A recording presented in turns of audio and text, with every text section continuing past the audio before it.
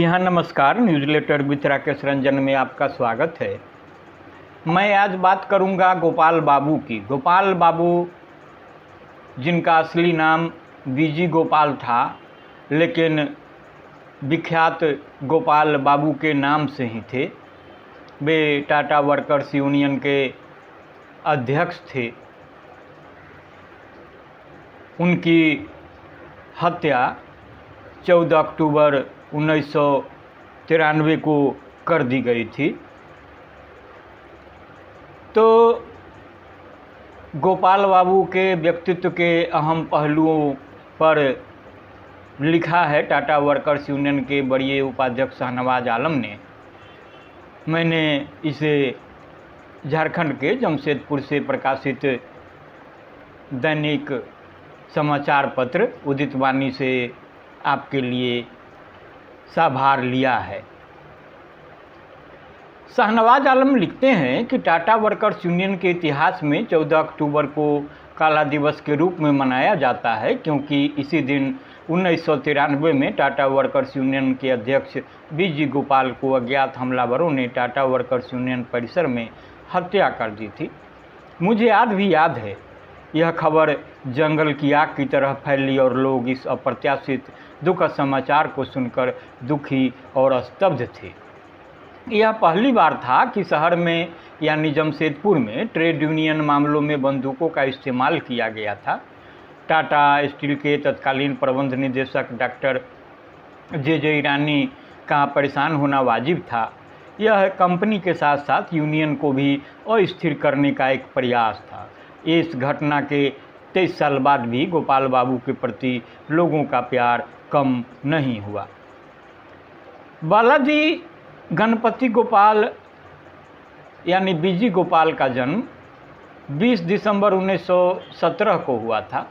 उन्होंने जमशेदपुर के ही KMPM inter college से मैट्रिक की पढ़ाई पूरी की। अपनी स्कूली शिक्षा पूरी करने के बाद 1936 में मंत्रालय कैडर में टाटा स्टील कंपनी में शामिल हुए। टाटा वर्कर्स यूनियन के अध्यक्ष प्रोफेसर अब्दुल बारी और महामंत्री माइकल जॉन के नेतृत्व में युवा गोपाल यूनियन में शामिल हुए। उस समय भारत स्वतंत्रता संग्राम के आंदोलन के अधीन था। जैसे ही स्वतंत्रता संग्राम ने जोर पकड़ा, गोपाल बाबू 1942 के आंदोलन में शामिल हो गए। भारत छोड़ो आंदोलन के दौरान वे 1 वर्ष तक पटना कैंप जेल में कैद रहे। रिहा होने के बाद उन्होंने खुद को ट्रेड यूनियन गतिविधियों के लिए समर्पित कर दिया। 1943 में उन्हें सहायक सचिव चुना गया और बाद में अब्दुल बारी की मृत्यु यानी 28 मार्च 1947 के बाद माइकल जॉन अध्यक्ष बने और बीजी गोपाल संघ के महामंत्री बने। यह वही गोपाल हैं जिनके प्रयास से टाटा वर्कर्स यूनियन और अहमदाबाद टेक्सटाइल लेबर यूनियन 1948 में इंटक के संस्थापक सदस्य बने। उन्होंने टाटा वर्कर्स यूनियन के पर्यवेक्षक और तकनीशियन इकाई के निर्माण में भी महत्वपूर्ण भूमिका निभाई। जनरल फोरमैन के स्तर तक उन्हें सदस्यता के लिए पात्र बनाया गया। 1956 में टिस्को का 20 लाख टन का विस्तार कार्यक्रम चल रहा था और समानांतर रूप से एक कम्युनिस्ट विंग जमशेदपुर मजदूर यूनियन भी संयंत्र को परेशान कर रही थी। जैसा कि शाहनवाज आलम का कहना है, अपनी कड़ी मेहनत से उन्होंने त्रिस्तरीय संयुक्त परामर्श प्रणाली शुरू की, जो उत्पादन, उत्पादकता, गुणवत्ता, सुरक्षा, कल्याण, प्रशिक्षण मतलब सामूहिक सौदेबाजी और व्यक्तिगत शिकायतों के मुद्दों को छोड़कर से संबंधित मुद्दों के लिए एक मंच प्रदान करती है।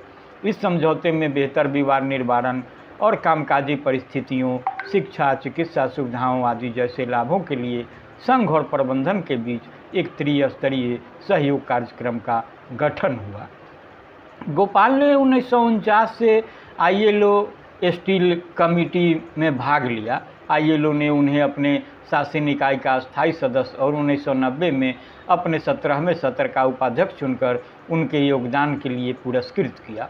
गोपाल ने संस्थापक सम्मेलन में भाग लिया। 1980 और 90 के दशक के आर्थिक उदारीकरण ने भारत को वैश्विक प्रतिस्पर्धा के लिए खोल दिया। स्टील और R&D की अधिक किस्मों की बढ़ती मांग ने ऑटोमोबाइल, निर्माण और इंजीनियरिंग उत्पादों जैसे क्षेत्रों की मांगों को पूरा करने के लिए उत्पाद विकास पर अपना ध्यान केंद्रित किया।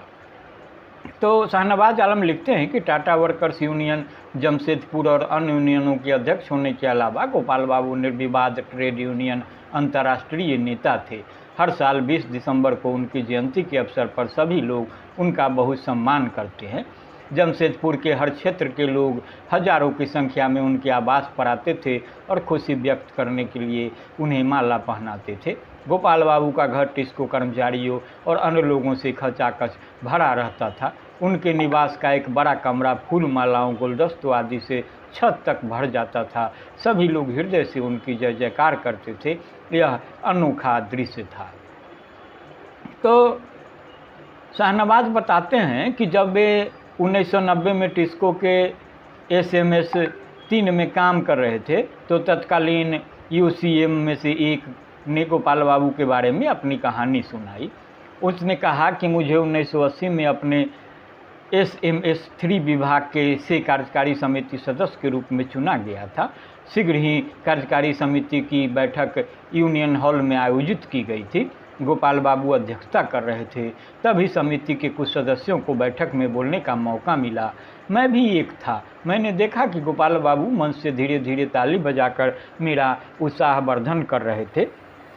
बैठक खत्म होने के बाद मैंने गोपाल बाबू से अनुरोध किया कि मुझे अपनी कुछ विभागीय समस्याओं से अवगत कराने के लिए समय दिया जाए। उन्होंने मुझसे कहा कि कल रविवार है और इसलिए यूनियन बंद रहेगी। आप सुबह 8 बजे मेरे आवास पर मुझसे मिलने आए। मैं बेहद बहुत खुश था। मेरी सुबह की ड्यूटी थी। मैंने गेट पास लिया और तय समय पर उनके आवास पर पहुंच गया। गोपाल बाबू अपने ड्राइंग हॉल में कुछ लोगों से चर्चा कर रहे थे। मुझे उनसे मिलने के लिए ड्राइंग रूम में बुलाया गया।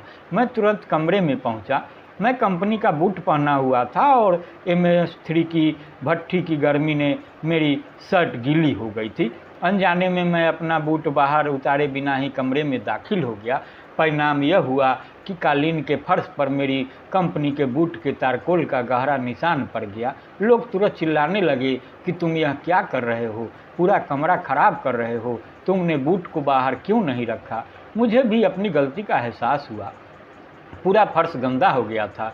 मैं घबरा गया। मैंने सोचा कि गोपाल बाबू नाराज़ होंगे और मेरा काम नहीं बनेगा, लेकिन तुरंत गोपाल बाबू ने टोक दिया, कोई फर्क नहीं पड़ता, तुम यही ड्राइंग रूम में अपना बूट उतारो और आराम से कुर्सी पर बैठो। उन्होंने कमरे में बैठे अन्य लोगों को बताया, यह बूट और उसके साथ तारकोल टाटा कंपनी की हकीकत है। मुझे बहुत खुशी है कि मेरी कमेटी का सदस्य कंपनी में काम करता है और श्रमिकों के कार्य और कल्याण भी करता है। जब मैं कुर्सी पर सहज हो गया तो उन्होंने मुझसे मेरी समस्याओं के बारे में पूछा। मैंने उनसे कहा कि इस समय मुझे 3 महत्वपूर्ण काम करने हैं, क्योंकि उनका समाधान मेरे लिए प्रतिष्ठा का प्रश्न है। उन्होंने तुरंत टोकते हुए कमरे में मौजूद लोगों से कहा, देखिए, मेरे पास एक समिति का सदस्य है जिनकी प्रतिष्ठा है, लेकिन मेरी कोई प्रतिष्ठा नहीं है। जब जब मुझे अपमान का सामना करना पड़ता है, लेकिन मैंने उन्हें वह सब बताया जो मैं उनसे कहना चाहता था और उन्होंने अपनी निजी डायरी में नोट कर लिया और मुझे आश्वासन दिया कि 1 सप्ताह के भीतर काम पूरा हो जाएगा। संतुष्ट होकर मैं फिर से अपने विभाग में गया और अपने विभाग के साथियों को गोपाल बाबू से पहली मुलाकात के बारे में बताया। वे सभी आश्चर्यचकित होकर मुस्कुरा उठे। 1 सप्ताह के भीतर गोपाल बाबू ने प्रबंधन से विस्तार से बात की और मेरे तीनों काम हो गए।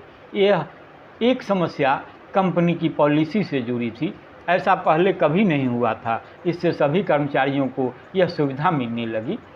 वे तीनों व्यक्ति जिनकी समस्याएं हल हो गई आश्चर्यचकित रह गए और उन्होंने मुझे धन्यवाद दिया। इससे विभाग में मेरी छवि में जादुई सुधार हुआ।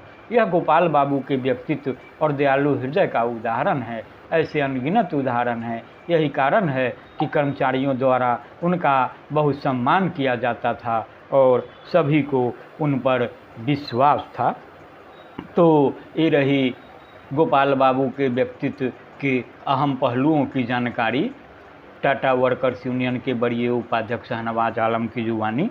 आप इसे सुने और गुने। आज इतना ही। नमस्कार।